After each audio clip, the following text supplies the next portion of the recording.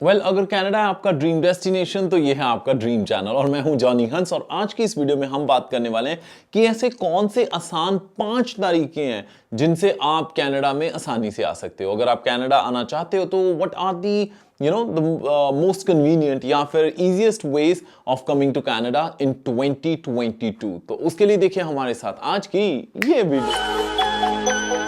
Check, Johnny Hans.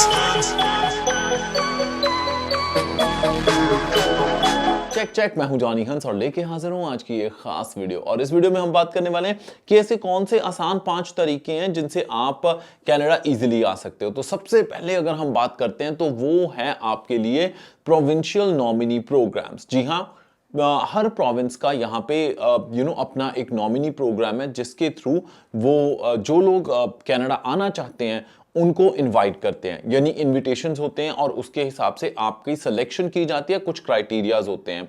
और अगर आप इस वीडियो को पहली बार इस YouTube चैनल पे देख रहे हैं तो प्लीज सब्सक्राइब कीजिए इस YouTube चैनल को और साथ में हिट कीजिए बेल बटन ताकि आप कोई वीडियो मिस ना करें। तो बात कर रहे हैं जी प्रोविंशियल नॉमिनी प्रोग्राम्स की। प्रोविंशियल नॉमिनी प्रोग्राम्स हैं जो, जैसे मैंने कहा कि हर प्रोविंस, हर स्टेट अपनी तरफ से एक प्रोग्राम निकालती है जहां पे पूरी दुनिया से वो लोगों को सिलेक्ट करते हैं and they can become permanent residents of Canada. Condition बहुत सिंपल होती है कि कुछ क्राइटेरियाज होते हैं जो आपको मीट करने पड़ते हैं और आपको ये उनको रिटर्न में देना पड़ता है कि आप उस पर्टिकुलर प्रोविंस में जाके सेटल हो गए। जैसे अल्बर्टा का अपना पीएनपी प्रोग्राम है, ब्रिटिश कोलंबिया का अपना पीएनपी प्रोग्राम है, क्वेबेक का अपना प्रोविंशियल नॉमिनी प्रोग्राम है और इसी तरह ओंटारियो का डिफरेंट है और सस्कैचुअन और अगर आप न्यू ब्रंसविक या फिर नोवा स्कोशिया की बात करें तो उनका अपना प्रोविंशियल नॉमिनी प्रोग्राम है। अगर आपने प्रोविंशियल नॉमिनी प्रोग्राम्स के बारे में जानना है तो या तो आप canada.ca पे कंप्लीट इंफॉर्मेशन आपको मिल जाएगी या फिर उस प्रोविंस की ऑफिशियल वेबसाइट पे उस पर लिखा होता है कि कौन से क्राइटेरियाज चाहिए, कितना आईएलटीएस स्कोर चाहिए, कितना वर्क एक्सपीरियंस चाहिए और कैसे आपकी सिलेक्शन हो सकती है। इसके ऊपर हम आने वाले टाइम में एक कंप्लीट वीडियो भी बनाएंगे, मीन प्रोविंस बाय प्रोविंस, ताकि आपको पता चल जाए। जो लोग एज एन इंटरनेशनल स्टूडेंट यहाँ पे स्टडी भी करते हैं वो लोग भी इन प्रोविंशियल नॉमिनी प्रोग्राम्स के थ्रू अपनी परमानेंट रेजिडेंसी की फाइल लगा सकते हैं। अब अगर इंटरनेशनल स्टूडेंट के तौर पे अपने कनाडा में आना हो तो फिर क्या प्रोसेस होता है, इसके लिए हम बात करते हैं हमारी दूसरी कैटेगरी की। अगला आसान रास्ता जिसके बारे में हम बात कर रहे हैं वो है इंटरनेशनल स्टूडेंट्स का। सो आप पूरे कनाडा में डिफरेंट प्रोविंसेस, डिफरेंट सिटीज में अलग अलग कॉलेजेस और यूनिवर्सिटीज हैं, आप उनमें स्टडी करने आ सकते हो। अगर आपने ये चेक करना हो कि कौन सा कॉलेज और कौन सी यूनिवर्सिटी आपके लिए सही रहेगी तो उसके लिए आप हमारी टीम को कांटेक्ट कर सकते हैं, चेक सर्विसेज, जो कि आपके लिए प्रोग्राम की मैचिंग कर देगी ढूंढ के कि आपके एक्सपीरियंस या आपकी क्वालिफिकेशन के हिसाब से आपके लिए कौन सा प्रोग्राम सही रहेगा। हमारी दूसरी वीडियोस हैं जिनमें हमने डिफरेंट प्रोग्राम्स के ऊपर वीडियोस बनाई हैं, आप पूरे चैनल में वो इंफॉर्मेशन चेक कर सकते हैं। You should get you should be able to find out the right program या फिर right information on that। अगर फिर भी कोई सजेशन है तो वो कमेंट सेक्शन में आप हमें बता सकते हैं, हम आने वाले टाइम पे उसके ऊपर वीडियो बताएंगे। सो नॉर्मल प्रोसेस जो है वो ये है कि आप एज एन इंटरनेशनल स्टूडेंट आते हो, अपना वर्क परमिट जो आपको मिलता है उसके ऊपर आप काम करते हो तो और आप परमानेंट रेजिडेंसी के लिए एलिजिबल हो जाते हो। सो ये एक नॉर्मल पाथ है इंटरनेशनल स्टूडेंट के लिए। तो जैसे मैंने पहले कहा कि डिपेंड करता है कि आपके एक्सपीरियंस के लिए के ऊपर कि आपने 1 साल की पढ़ाई करनी है या 2 साल की, उसके बेसिस पे ही आपको वर्क परमिट भी मिलता है। अगर फिर भी कोई कॉलेज या क्वेश्चन यूनिवर्सिटी से रिलेटेड आपको क्वेश्चन है या फिर आपके पास वैलिड आईएलटीएस स्कोर है and you want to study in Canada, उसके लिए आप हमें ईमेल भी कर सकते हैं apply@checkcheckservices.com। तीसरी जो इंपॉर्टेंट कैटेगरी आती है वो है एज अ स्पाउस, यानी आपको स्पाउस वीजा भी मिल जाता है। कहने का मतलब ये है कि अगर आपका स्पाउस ऑलरेडी कनाडा में सिटीजन है या फिर आपका स्पाउस ऑलरेडी कनाडा में परमानेंट रेजिडेंट है, they can always have you to come to Canada on permanent residency basis। अगर वो कनेडियन परमानेंट रेजिडेंट है या फिर सिटीजन है तो आप उनके साथ रहने के लिए कनाडा मूव कर सकते हो। उसका एक सिंपल प्रोसेस होता है, आपने स्पाउसल स्पॉन्सरशिप जो आउटलैंड है उसको भरना होता है। सो बाकी का प्रोसेस आप पूरे का पूरा आपको canada.ca पे इसका दिया होता है, वहां पे चेक कर सकते हैं। और ज्यादातर जो लोग यहाँ पे ऑलरेडी पीआर या सिटीजन है उनको पता होता है कि क्या प्रोसेस है। They can always hire a lawyer और consultant to help you so that आप यहाँ पे आके उनके साथ रह सकते हो।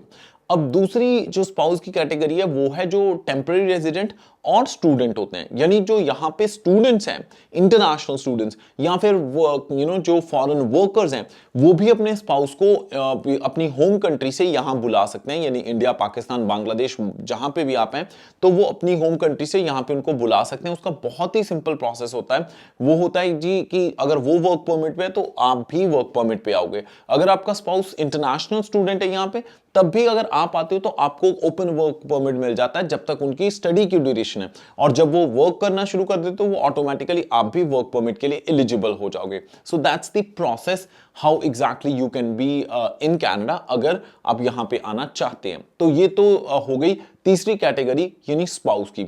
अब चौथी कैटेगरी की अगर हम बात करते हैं कि जो आसान तरीका है वो इस वक्त देखा जाए तो वो है इन्वेस्टर वीजा, यानी अगर आप स्टार्टअप भी करते हैं कनाडा में, अपना बिजनेस शुरू करते हैं, या आपके पास कोई ऐसा आइडिया है जो यहाँ की कंपनी उसको फंड करने के लिए तैयार है, बैंक फंड करने के लिए तैयार है, और आप एक प्रॉपर बिजनेस प्लान बना के इंक्यूबेटर्स के थ्रू आप प्रेजेंट करते हैं, और वो अप्रूव जो प्रोविंस है, चाहे क्वेबेक है, चाहे ओंटारियो है, चाहे बीसी है, उसको अप्रूव करते हैं, तो आप अपनी स्टार्टअप के लिए भी कनाडा मूव हो सकते हो अगर कनाडा में आके आप अपना बिजनेस एस्टैब्लिश करना चाहते हो। So startup visa right now is very prominent. बहुत सारे लोगों के पास आइडियाज हैं and they are getting approvals as well. Startup visa के लिए अगर आपको इंफॉर्मेशन चाहिए, या तो आप इमिग्रेशन किसी लॉयर को कंसल्ट कीजिए, या किसी अच्छे इमिग्रेशन कंसल्टेंट को कंसल्ट कर सकते हैं। हमारी टीम सिर्फ एजुकेशनल सर्विसेज प्रोवाइड करती है for people who want to come and study in Canada.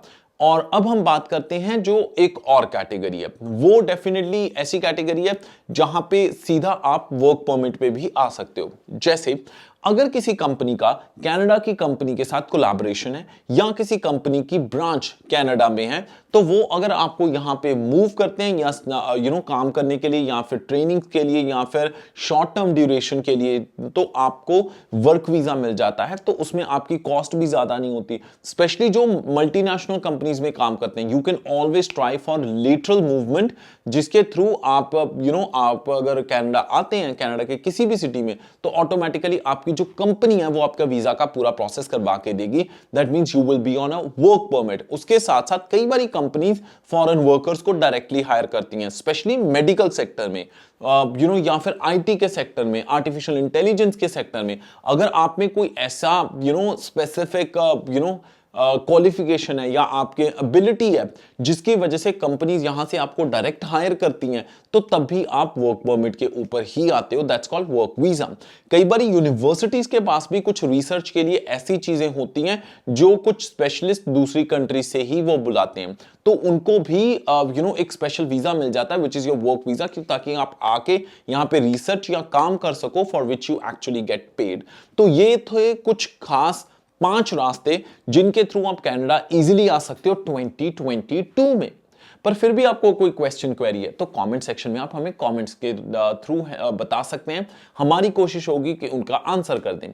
अगर आप कनाडा के किसी कॉलेज या यूनिवर्सिटी में स्टडी करना चाहते हो और आपके पास वैलिड आईएलटीएस स्कोर है, तब भी आप हमारी टीम को कांटेक्ट कर सकते हैं। डिस्क्रिप्शन में हमने फॉर्म दे रखा है, उस फॉर्म को फिल कर दीजिए और हमारी टीम आपको कांटेक्ट कर लेगी। अगर आपके पास आईएलटीएस स्कोर नहीं है या आपका स्कोर आ ही नहीं रहा, तब भी आप स्टडी करना चाहते हैं कनाडा में, तो उसके लिए भी आप हमें कांटेक्ट कर सकते हैं, क्योंकि कनाडा में जो फ्रेंच कॉलेजेस और यूनिवर्सिटीज हैं वहां पे आप विदाउट आईएलटीएस भी स्टडी कर सकते हैं। उसका क्या प्रोसेस है, अगर वो जानना है तो उसके लिए भी आप हमें कांटेक्ट कर सकते हैं। या हमारी वेबसाइट है checkcheckservices.com, और इंस्टाग्राम पे जॉनी हंस कनाडा, फेसबुक पे जॉनी हंस कनाडा, और जैसे मैंने पहले कहा है कि यूट्यूब की डिस्क्रिप्शन में हमने अपनी ईमेल दे रखी है और फॉर्म का लिंक दे रखा है, उसको फिल कर दीजिए और हमारी टीम आपको कांटेक्ट कर लेगी। और किस तरह की वीडियोस आप चाहते हैं कि हम इस YouTube चैनल पे आपके साथ शेयर करें, प्लीज हमें बताइएगा जरूर। हर संडे को हमारा द स्टूडेंट शो होता है, कनाडा टाइम सुबह 10 बजे, इंडिया टाइम शाम के 8:30 बजे। प्लीज जरूर देखिएगा। हंसदे मुस्कुराते रहो जी, रब रखा।